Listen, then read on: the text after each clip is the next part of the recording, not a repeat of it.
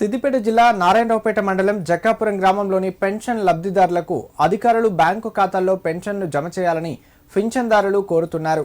Pension తీసుకునే సమయంలో సరిగ్గా నెట్వర్క్ రాకపోవడంతో ఎన్నో ఇబ్బందులు తలెత్తుతున్నాయన్నారు. పెన్షన్ కోసం రోజుల తరబడి క్యూ లైన్లో వేచి ఉండాల్సి వస్తుందని వాపోయారు. అప్పుడప్పుడు వర్షం కురవడంతో అంతరాయం కలుగుతుందన్నారు. సంబంధిత అధికారులు కానీ ప్రభుత్వ అధికారులు కానీ ప్రత్యేక చొరవ తీసుకొని పెన్షన్దారులందరికీ తమ తమ ఖాతాల్లో పెన్షన్ జమ చేయాలని కోరారు.